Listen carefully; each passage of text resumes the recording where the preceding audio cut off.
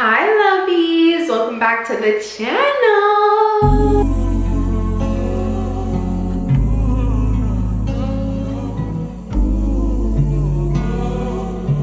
So I am trying something new. I posted a poll or like a question, whatever, on my Instagram story today because I want to start a new series on my channel entitled Let's Talk. And so I posted on my Instagram story earlier today asking you guys what types of topics do you guys want to see within this series. I had asked you guys which topics you guys want to see specifically in the first video. And then obviously the other ones that I had listed will eventually come, but in later videos. And then I also asked you guys like to give me some of the suggestions that you guys think you guys want to see on the channel or you guys know you want to hear about. And you guys actually gave some really good ideas. So I'm definitely going to be incorporating all of the ideas that you gave into this series. But the topic that you guys chose for today, or at least majority of you guys chose for today, is generational trauma. Generational trauma.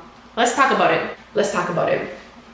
So, what is generational trauma even? Like, really, let's talk about it. What we be talking about it, but what is it? Like, you know, let's get to the nitty-gritty of what generational trauma really is. Honestly, it literally is within the actual word itself, generational trauma. It's trauma that is passed down from generation to generation to generation. Essentially, according to the internet, and this is what I read earlier, if I'm getting it correctly, it said generational trauma is trauma that is not of your own, but rather the generation that precedes you. And you know, I spiced it up a little bit, but that's essentially what it was saying, is that generational trauma is trauma that is not of your own, but rather the trauma of the generation that came before you. And it is literally just getting passed down onto you. So you guys might be thinking like, Zara, why are you talking about generational trauma? Like, why is it, like, what is the importance here? Oh baby, I'm gonna tell you the importance of generational trauma because guys, it is important. It is important, and I'm telling you, if it is not talked about, it's just gonna continue plaguing generation after generation after generation. And then what we'll start to see is a cycle of trauma just tumbling through all of the generations. Something that should have been left in a specific something that has been left in a specific generation is just going to be continuously being passed down to a different generation. And that is why we talk about it. And this is literally what this series is about, talking about it so that other people can be more aware. And you know, yeah. So so back to my previous question. You guys might be thinking, why do we need to be talking about generational trauma? Well guys, generational trauma is something so, I'm trying to find the word. I'm trying to use the right word. Generational trauma is something that is so, why can't I find the word? It's like, I don't even know. Honestly, I don't even have a word to describe it. All I know is it is something so terribly wrong. And I feel so sad for the individuals who are just placed in this cycle, myself included, but like these people who are just placed in these cycles of trauma that are not even their own. So guys, let me give you an example of generational trauma. I don't want to, you know, speak to too many things, but I'm going to try and give you guys a broad example. And also, before I continue with this video, I do want to include a disclaimer of a trigger warning. So if you might be going through some sort of trauma and this might trigger you, by all means exit out of this video because I don't want to be adding fuel to the fire. So this is your trigger warning right now. No hard feelings. You can click out. But anyways, back to my example. Let's say that a mother goes through something in her lifetime. Let's say a young girl, you know, she has a terrible relationship with her mom. She can't speak to her mom about anything. Her mom kind of verbally abuses her and just literally trauma dumps all of her insecurities onto her daughter.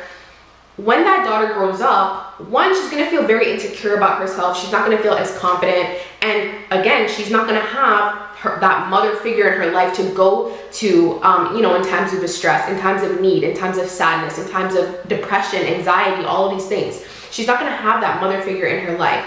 And so she's going to grow up. She's going to, you know, she's going to grow up. And then let's say she finally has a daughter of her own. And, you know, things are going good for a while and she's raising her daughter how she should be raising her daughter.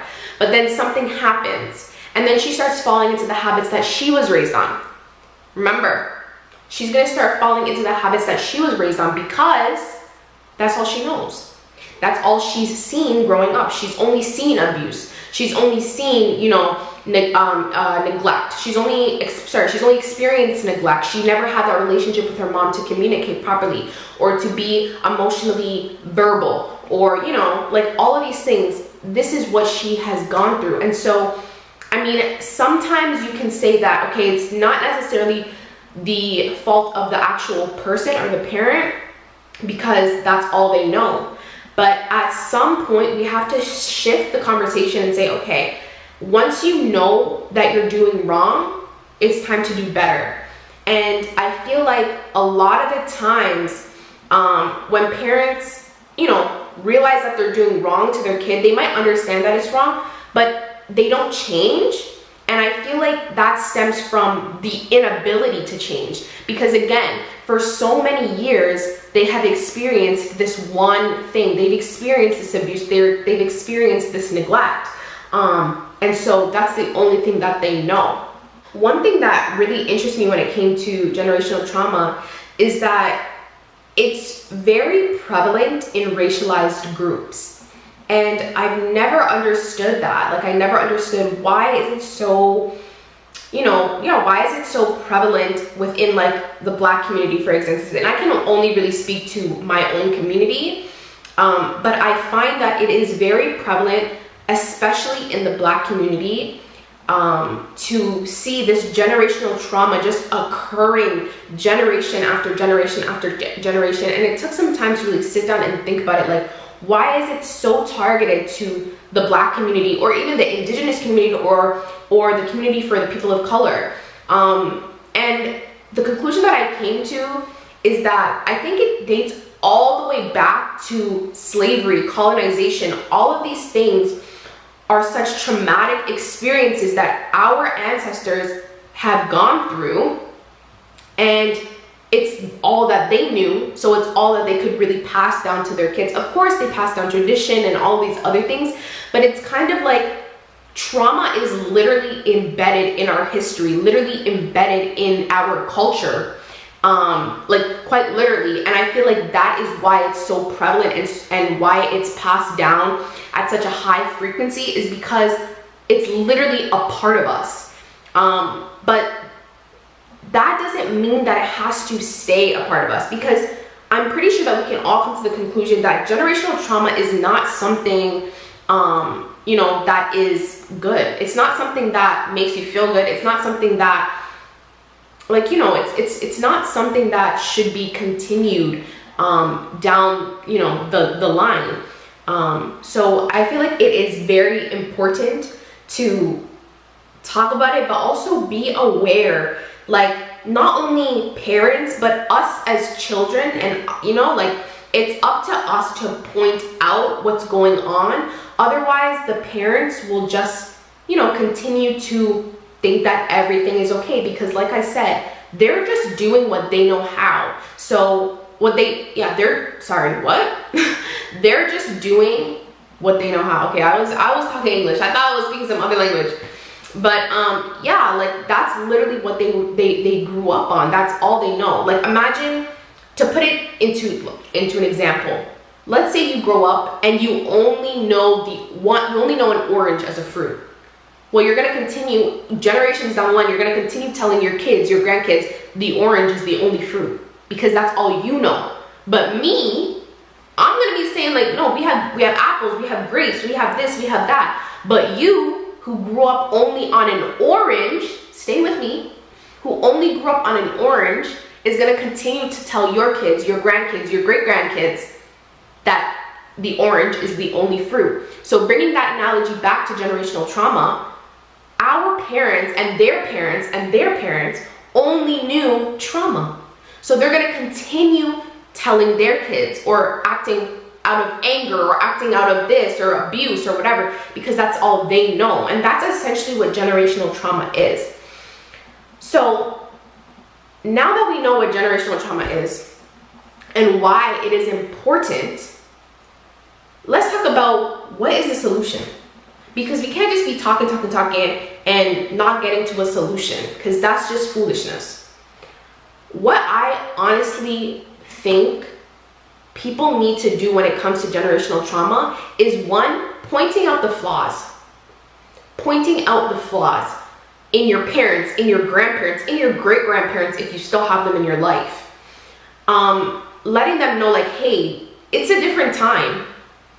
It's a different time, baby. We can't be accepting abuse. We can't be accepting emotional neglect. All of these things. We can't be accepting trauma dumping because you're insecure about yourself, so now you want to make me feel insecure about myself. Let's be real, babe. Let's be real. Like, pointing out these flaws is honestly what allows people to be more aware, because like I said, if you don't know that you're doing something wrong, you're going to continue doing it. It's just like a child. If a child must be taught. If a child doesn't know that running out into the middle of the street is wrong and dangerous, they're going to run out into the middle of the street and they're going to get hurt. So, as a parent, you tell that child, no, we don't run out into the street. We look both ways before we cross the road. So, I know it's frustrating to kind of parent your parent, but in order for things to change, and in order for you to end that cycle of generational trauma being passed down, you have to be able to point out what's going on. So if you see your parent, treating you wrong, or trauma dumping, or, pouring all of their own insecurities onto you and making you feel like trash, that's when you point out and say, hey, I notice what you're doing is not supposed to be directed towards me. So let's refocus and figure out where it needs to be directed. Because I am, you know what I'm saying? Like, I'm not a dumping ground, essentially. And I feel like because a lot of kids have been conditioned to stay silent, which is very true, a lot of kids don't speak up for themselves. And like I said, I can only speak to my own community, but I know that there are other communities who have that same value of when a parent is speaking, you must listen, regardless if they're wrong. And so I feel that that is where the fear of speaking out comes from. But we need to get rid of that fear, because if we don't speak up as children, well, I'm an adult, but if we don't speak up to our parents or to our grandparents or whatever about what they're doing and why it's wrong, they will continue to do it. And then you yourself, although aware, will continue to fall into that same habit.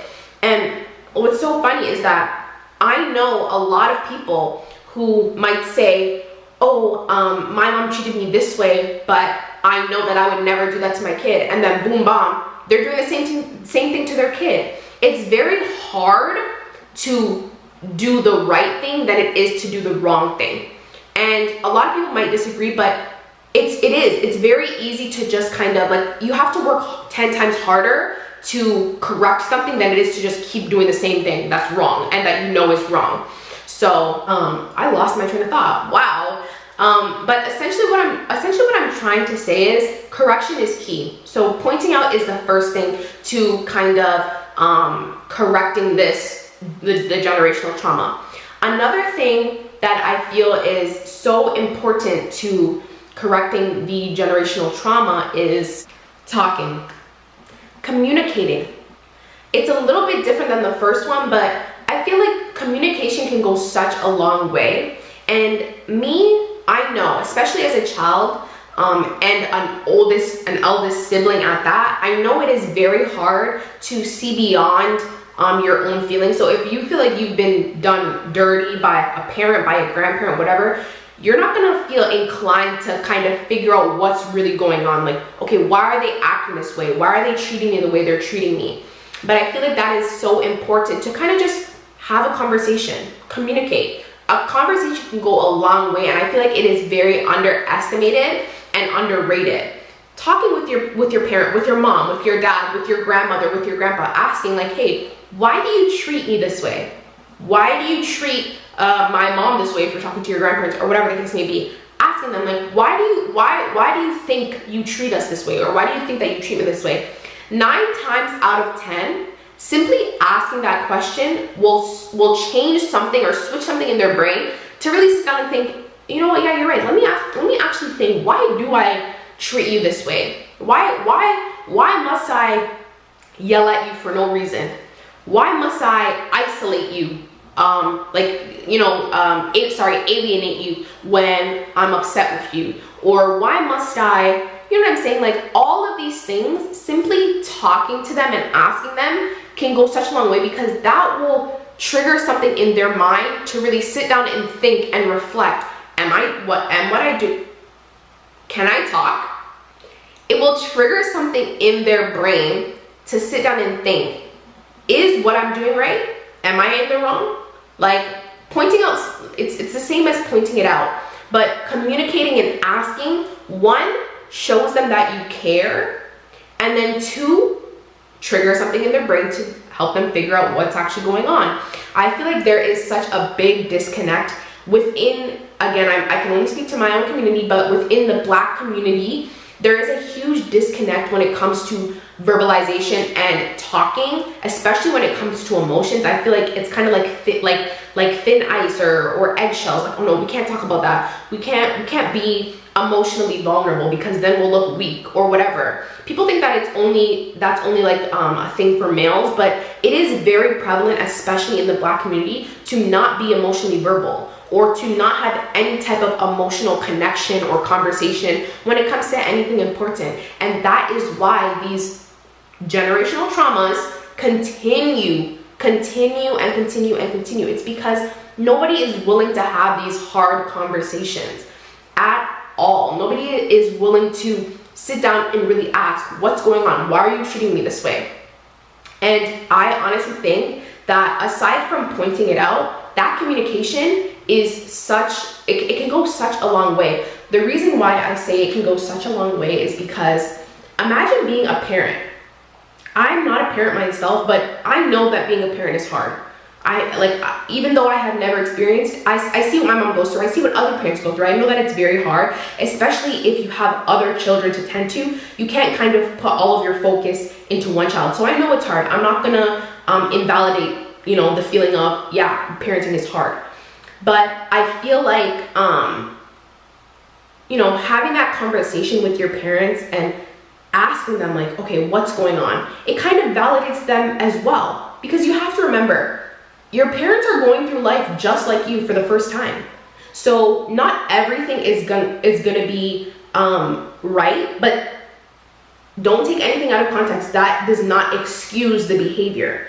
But I'm just putting it into perspective that your parents are going through life for the first time just like you are. So showing them that compassion and showing them that kindness and showing them that, okay, she cares what's going on with my life. It kind of puts them in a position to be a little bit more vulnerable than what they've been already, which is probably ice cold. So showing them that you care, I feel, can go such a long way. Because yeah, it shows them that you care, and it makes them feel good inside. And 9 times out of 10, if you're in this predicament of being a victim of generational trauma, that means that your parents were probably never shown that compassion by their own parents. They were probably never sat down with, and they probably were never able to verbalize how they were feeling because it was never allowed. And trust me, especially within the Black community, it's kind of hard to talk to your parents because it's like they're up here and you're down here, and they'll never let you forget it. And if you want to verbalize like, hey, what I think what you did was wrong, they'll let you know, I'm up here and you're down here. And I feel like that is such a toxic way of thinking. That is a completely different topic that I would love to get into. And guys, drop in the comments if you want me to get into it. But just to touch on it briefly, when parents show that I'm up here and you're down here, it kind of, look at this distance. It just continues to make this gap larger and larger and larger. And I know, of course, the parent is the more dominant being. We know this. You have dominance over your children. But continuously letting them know that I'm up here and you're down here, and never treating them like you're equal, not to say that they're your friend, but simply treating them like a human being with emotions and with feelings, can go such a long way. And I feel like it's always like this. It's always like I'm up here and you're down here. And I feel like that is the main reason why, one, kids can never talk to their parents, and two, why generational trauma continues to happen, because kids can never talk to their parents because their parents are always so dominant, and they always feel like they need to be in control even when they're wrong, especially when they're wrong, because they don't want to feel threatened. But I feel like that just continues to create such a large gap. I feel like parents should be more open to letting their kids let them know when they're wrong, because just like you send your kid to school to learn and to better themselves, if your kid is trying to help you better yourself, why not accept it? If you even just take out the fact that they're your child, you would accept it from anyone else because you yourself want to better yourself. So I think that parents especially should accept the criticism, accept these conversations. Otherwise, it will just be a continuous cycle of, not being able to communicate, and the kids not even wanting to be able to communicate with their parents and just letting it happen. And that is literally why generational trauma continues to happen, because kids are too afraid to talk to their parents. Kids are too afraid to let their parents know that what they said hurt them, or how they're treating them is really putting them into a depressive state. Like, so many times have I heard children feeling so trash about themselves, or feeling so depressed, and developing anxiety and panic attacks because of how their parents treated them or started treating them, or whatever the case may be. So yeah, I think conversation can go such a long way. Pointing it out and conversation and communication can go such a long way. And I feel like, yeah, those are just so important. And the final point that I want to touch on about how can we rectify this, how can we correct this generational trauma, is therapy. Therapy. A lot of the times when things happen within a family, they want to keep it in the family. And they want to make sure that nobody knows about their problems and everything is perfect. We good, we Gucci. We don't need nobody knowing about our problems. But I'm telling you, if people continue with that mindset, those problems will continue to stay in your home and fester. And you guys know I'm an analogy girl. I give a lot of examples. So let me give you an example. Let's say that you have an infestation of insects or cockroaches, whatever.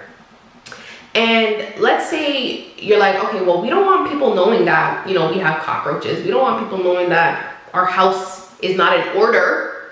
Not in order. Get with me. We don't want people to know that our house is a mess and that we can't, keep the cockroaches out. So what we're going to do is we're going to figure it out on our own. We're going to run around and chase all the cockroaches and figure it out. And if you can only catch a few, that's okay. At least we try, but we're not going to let anybody know that we have cockroaches because we don't want people to know we have problems. We don't want, you see how I'm changing? You see how I'm interchanging? We don't want people to know we have problems, cockroaches. You see? So we're just going to keep it in the family. We're going to figure it out. We're going to try and catch as many cockroaches as we can. And if we can't, well, that's fine. But you have to think about it. You're not experienced to catch cockroaches. You're not an exterminator. You don't have the proper equipment. You don't have the proper machines to catch all of the cockroaches. So you're gonna sit here and look like a fool, running around like a chicken with his head off, trying to catch all these cockroaches, but you don't have the proper equipment. Moment of silence, because what? Am I a preacher? Am I a preacher? But anyways, so you guys see what I'm saying. The cockroaches are the problem. And the family thinks that they can keep it in the family and figure it out on their own, but they don't have the proper equipment. Psychologists, psychotherapists, these people are all trained to figure out other people's problems. And so if you think that you can figure it out on your own without the correct training, you're wrong. You are wrong. And so that is why I'm such a strong advocate for going to therapy or talking to someone else about it, because they will give you a different perspective. a lot of the times we're not able to see outside of our own lens. We have a very narrow view of things. But when you bring it to someone else's attention who is coming in it with a fresh pair of eyes, they're able to say like, okay, no, this is wrong, this is right, this is wrong, this is right. And like I said, that's why I'm such a strong advocate for therapy, because those people are trained. They literally understand what to say, the exercises to do, to how to rectify certain problems or issues or whatever. And so I honestly think when it comes to generational trauma, you cannot rectify that on your own. It is literally generational. It has been passed down from generation to generation to generation. Imagine a culture being passed down from generation to generation, and then one day you're like, yo, I'm gonna switch it up. How? How are you gonna switch it up? You're gonna need a lot of work. You're gonna need a lot of people to help you in order for you to just switch up years, centuries even of culture. And that's the same thing when it comes to generational trauma. You can't just fix that shit on your own. You need an outside source in order to really help you figure out that you're in the wrong, because 9 times out of 10 you're not going to be able to see that on your own. And I'm speaking specifically to these parents, to these grandparents, or honestly sometimes to the children, but I'm just saying in general, I'm saying in general that some 9 times out of 10 you're not going to be able to see who's in the wrong, or if you're in the wrong, or who's right, or whatever the case may be, or why they're right. So I think that is the third and final solution on how to rectify generational trauma is therapy. So one is pointing it out. Make sure you're holding other people accountable when they're not treating you right. Just like if it were in any other setting, if it was a friend or if it was a colleague or whatever, and they're treating you wrong, you would correct them. You would say, no, you don't speak to me that way, or no, you're not going to treat me that way, or whatever the case may be. So it should be the same for a family member. Regardless, and nobody's saying that you should be disrespectful, but coming at it in a nice way and pointing out and saying, what you did was wrong, this is why it was wrong, this is how you can do better. That's perfect. Pointing it out, letting them know what the problem is, and then giving them a solution. What I find is when you point out a problem, always follow it with a solution so people don't feel threatened, because it's like, oh, okay, they're trying to help me. You know, guys, I have some mind games up in my head. Don't play with me. Always give a solution when you give a problem, because it shows them that you're trying to help them, and you are trying to help them, because helping them helps you. And then the second one, like I said, communication. Making sure you're having these tough conversations, regardless of how long or how tough, because I'm telling you guys, these conversations can be tough. And 9 times out of 10, the person who you're having that conversation with, i.e. your parent or your grandparent, they've probably suppressed all of these emotions anyway. So really, they're just living on vibes and trauma. So it's not, and they don't even know it. They don't even know, because your subconscious mind is such a scary thing, and that's how they're acting out. So 9 times out of 10, when you're bringing these stuff up, they probably don't even know that's how they're acting, because as a defense mechanism, they push all that shit to the back of their head. So like I said, communicate. A conversation can go a long way. And then third, therapy. Guys, get you some benefits, get you some money, because therapy, baby, we all need it. And that's why I will never stop advocating for therapy, especially when it comes to shit that happens within the home, because enough said. Like, that's it. Just make sure that you get some therapy. Guys, I'm telling you, generational trauma is such a scary thing. Such a scary thing. And I know that there are some people who are going to be watching this video and they themselves have went through generational trauma, or are still going through generational trauma. Guys, generational trauma doesn't look like nothing too crazy or nothing too big. Like, it can literally look like your mom treating you cold whenever she comes home from work, because that's how her mom was when she came home, or your dad not knowing how to hug you because he was never hugged, or your dad never telling you I love you because he was never told I love you, or you know, as an oldest child, you having all of the responsibility for your younger siblings because your parents, who were also young oldest children, had all of the responsibility to be a second parent or a third parent to their siblings. These are the things that are characterized as generational trauma. It doesn't look like anything too crazy. It's the small, subtle things that are integrated within a home or within a family dynamic that literally make people go mad. make people go crazy, make people get depression and anxiety and panic attacks and all of these other things in the anyways, I don't even know what it's called. But yeah, a lot of these things is what generational trauma looks like. So I'm telling you guys, that is how we can rectify this issue. And I love to call it a plague, because it is literally a plague. It is plaguing so many families, so many racialized groups, so many other, you know, groups in general, white, black, indigenous, people of color. Generational trauma has no specific category that it targets. It can target anybody.